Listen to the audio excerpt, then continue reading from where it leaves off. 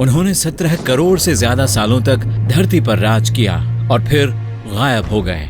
इतिहास की माने तो अंतरिक्ष से गिरने वाला ये किसी शहर की साइज का बड़ा सा एस्टेरॉइड था जो लगभग 6.5 करोड़ साल पहले युकाटन प्रायद्वीप पर टकराया था।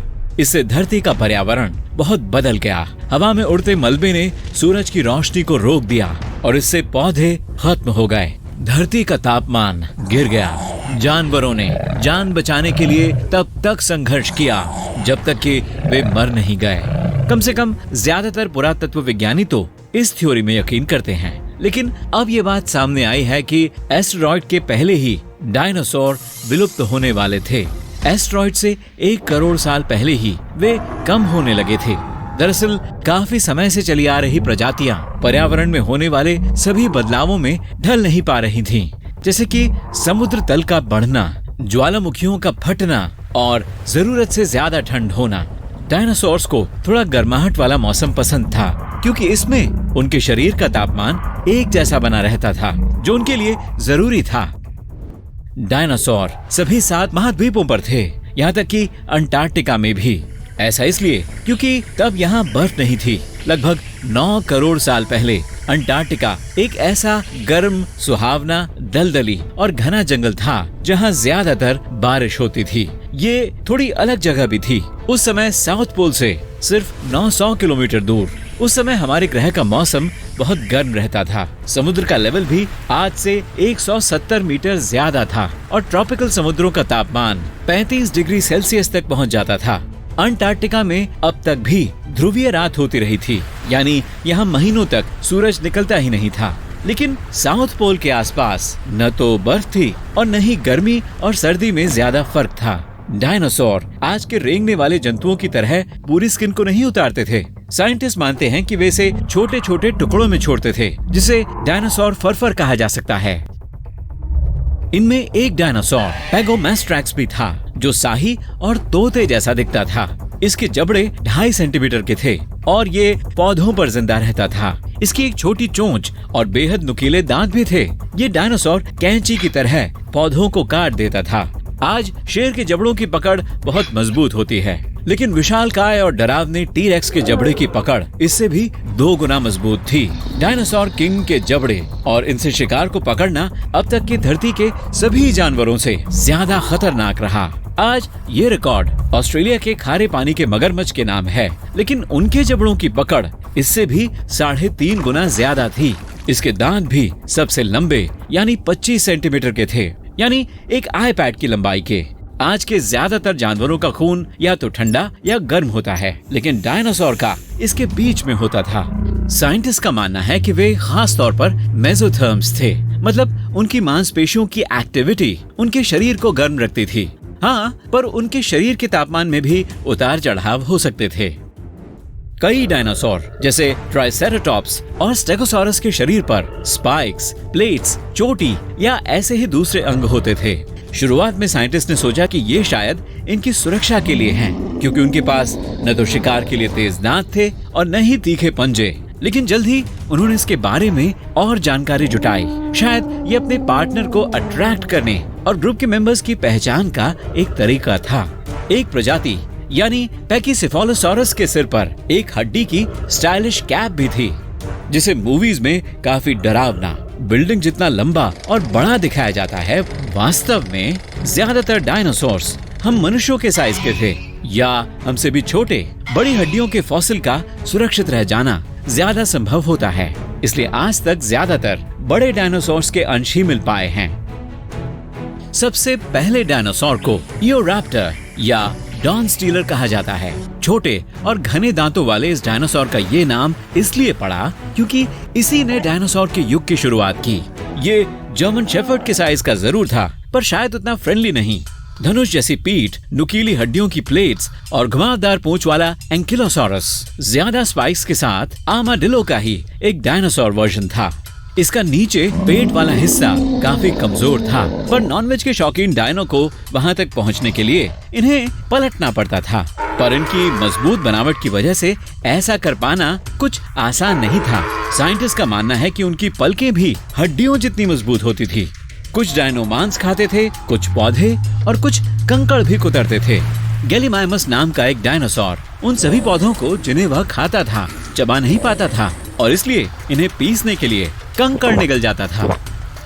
गैलीमाइमस कुछ डायनासोर जैसे और कुछ पक्षी जैसे दिखने वाले अजीब से एलियन जैसे डायनासोर थे। इनके पंजे बाकियों की तरह गोलाई लिए, तिकोने, जमीन पर टिकाने और पकड़ बनाने लायक नहीं थे।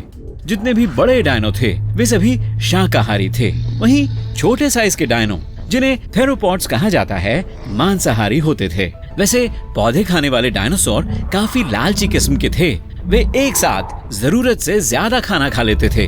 कभी कभी तो पूरी की पूरी टहनियां ही बिना चबाए निगल लेते थे। कुछ बड़े डायनो तो 1 टन तक भोजन खा सकते थे, यानी कि एक बस के जितना ढेर। मांसाहारियों की तुलना में पौधे खाने वाले डायनासोर ज्यादा थे। साइंटिस्ट को अभी भी इस बात की पक्की जानकारी नहीं है कि मांस खाने वाले डायनासोर एक दूसरे के लिए फ्रेंडली थे और ग्रुप में शिकार करते थे या नहीं, खासतौर पर जब शिकार को शेयर करने की बात आती हो। जीवाश्मों और आंखों की नाजुक हड्डियों के साइज से पता चलता है कि डायनासोर ज्यादातर दिन में घूमा करते थे। साइंटिस्ट का मानना है कि वेलोसिरैप्टर जैसे छोटे मांस खाने वाले डायनासोर ही रात में एक्टिव रहते थे। ये उन छोटे छोटे मैमल्स के शिकार की तलाश में रहते थे जो रात को उस समय भोजन ढूंढने निकलते थे जब बड़े डायनासोर सो रहे होते थे।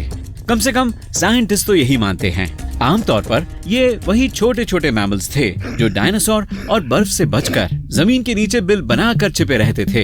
इनमें से सभी मैमल्स डायनासोर से नहीं छिपते थे, बल्कि कुछ रेपिनोमैमस जैसे जीव बड़े डायनासोर के अंडे चुरा लेते थे ताकि वह इनकी मां का ध्यान भटका सकें और उन्हें चकमा दे सकें।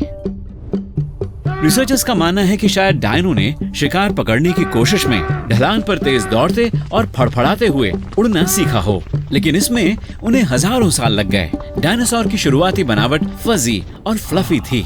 पक्षियों की तरह इनके पंख तो होते थे, लेकिन शुरुआत में ये उड़ नहीं पाते थे, जैसे कि बड़ा सा और डरावना फजी टी-रेक्स। यहाँ आपको ज्यादा फिल्मी होने की जरूरत नहीं है, यानी आप सोचने लगे कि आप चुपचाप खड़े रहेंगे तो टी-रेक्स बगल से गुजर जाएगा। इनकी नजर आज के शिकारी पक्षियों से ज्यादा अच्छी थी। इनकी सूंघने की शक्ति भी काफी बढ़िया थी। इनकी तेज स्पीड ने भी शिकार पकड़ने में काफी मदद की। साइंटिस्ट के कैलकुलेशन के हिसाब से टी-रेक्स शायद 19 किलोमीटर प्रति घंटे की स्पीड से दौड़ सकता था। इससे ज्यादा स्पीड पर इसकी हड्डियां बिखर सकती थी। कुछ डायनोस की पूंछ 14 मीटर से ज्यादा लंबी होती थी। ये इन्हें दौड़ते समय बैलेंस बनाए रखने में मदद करती थी, खासकर 2 पैरों पर दौड़ने वाले डायनो की पूंछ। वेलोसिरैप्टर स्क्रीन पर दिखाए जाने वाले शिकारी पक्षियों की तरह नहीं थे, बल्कि ये इतिहास से पहले की मुर्गियों की तरह छोटे और टर्की से थोड़े बड़े, यानी लगभग 0.6 मीटर की हाइट के थे। इनके पंख भी थे और शायद पक्षियों की तरह इनकी हड्डियां खोखली होती थीं। ये ज्यादातर अकेले रहते थे, पर शायद वे सबसे इंटेलिजेंट डायनो थे। उनका दिमाग शरीर की तुलना में बड़ा होता था, यानी आज के शुतुरमुर्गों की तरह इंटेलिजेंट। वेलोसिरैप्टर का मतलब होता है तेज तर्रार चोर। स्टेगोसॉरस का शरीर काफी बड़ा, नुकीली प्लेटें और दिमाग छोटा होता था, यानी अखरोट या नींबू के साइज का। लेकिन कम से कम इनका अपना एयर कंडीशनर होता था। रिसर्चर्स ने पाया कि इनके स्पाइक्स में बहुत सारी नसें होती थी, जिनसे ब्लड पूरी बॉडी में पहुंचता था और इनके बड़े से शरीर को ठंडा रखता था। डायमोर्फोडोन एक उड़ने वाला रेप्टाइल था। इसके 2.4 मीटर के पंख और मल्टीपर्पज दांत हुआ करते थे। ऊपर वाले दांत लंबे, नुकीले और पानी से आराम से भोजन पकड़ लेते थे, जबकि नीचे वाले दांत चीजों को उठाने और ले जाने में बेहतर थे। डायनासोर से जुड़ी सबसे बड़ी खोज सबसे पहले यानी 3500 साल पहले चीन में हुई थी। उस समय डायनासोर के बारे में किसी को कोई जानकारी नहीं थी, इसलिए लोगों को लगा कि शायद ये दांत ड्रैगन के भी हो सकते हैं। हेड्रोसॉरस 1000 से भी ज्यादा दांतों वाला डायनो था, जिसकी बतख जैसी चोंच थी। इनके दांत गिरने के बाद दोबारा उगाते थे। इस डायनासोर के अंडे भी काफी बड़े होते थे, कुछ तो बीच बॉल जितने बड़े थे। हाँ, पर अब उनका ऑमलेट बन चुका है। बेरियोनिक्स को मछलियां बहुत पसंद थी। इसके बड़े, तेज और फैले हुए पंजों के कारण ही इसका ये नाम पड़ा।